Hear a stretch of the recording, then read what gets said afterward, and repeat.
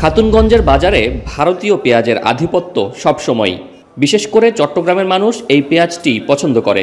তবে গেল এক বছর ধরেই ভারতীয় পেঁয়াজের দাম স্বাভাবিকের চেয়ে দ্বিগুণের বেশি। মূলত গেল বছর আগস্টে ভারত পেঁয়াজ রপ্তানিতে 40% বাড়তি শুল্ক আরোপ করে।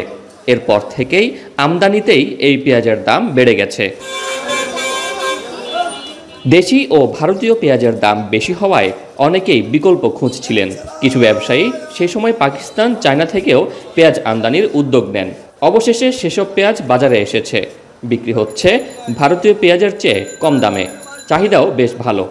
চাহিদা এখন পাকিস্তানটা একটু বেশি, যেহেতু রেটে কম পাচ্ছে। আর আমাদের ভারতীয় পেঁয়াজ তো এখানে আপনার একটু দাম বেশি, সেই হিসেবে পাকিস্তানি পেঁয়াজটা একটু চাহিদা বেশি। দাম কমেছে আদারও। রাজনৈতিক পট পরিবর্তনের পর ধীরে ধীরে ব্যবসা বাণিজ্য স্বাভাবিক হতে শুরু করায় বেড়েছে পণ্য সরবরাহ। প্রতিদিনই নতুন পণ্য ঢুকছে বাজারে। সরবরাহ বাড়ায় পণ্যটির দাম কমেছে কেজিতে 10 থেকে 20 টাকা পর্যন্ত। খাতুনগঞ্জে আদার দাম বর্তমানে 210 থেকে 220 টাকা।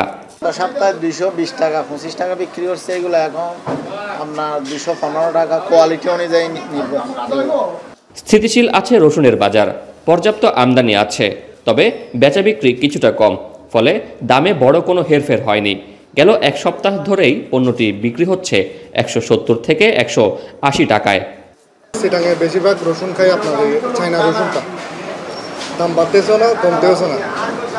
এই গত 2 সপ্তাহ ধরে একই দামে আছে, 175 টাকা বিক্রি করতেছে। বর্তমানে আপনার 170-72 টাকা। আপনার যে ইম্পোর্ট করতেছে তারাও ফর্তাও 170-এর উপরে। সেক্ষেত্রে মানে আমদানি এর সাথে বাজারের রেটটা সামঞ্জস্য আছে। আর যেটা এফেক্ট হয়েছিল সেটা 2-1 দিনের ভিতরেই ঠিক হয়ে গেছিল। সেই জন্য আপাতত তেমন কোনো একটা নাই, মার্কেটে পর্যাপ্ত মালও আছে।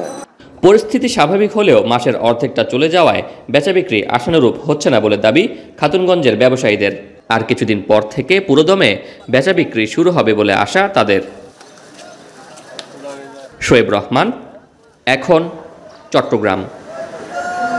250-টিরও বেশি ডিজাইন অপশন নিয়ে ওয়ালটন স্মার্ট ফ্রিজ, বোঝে আপনার প্রয়োজন।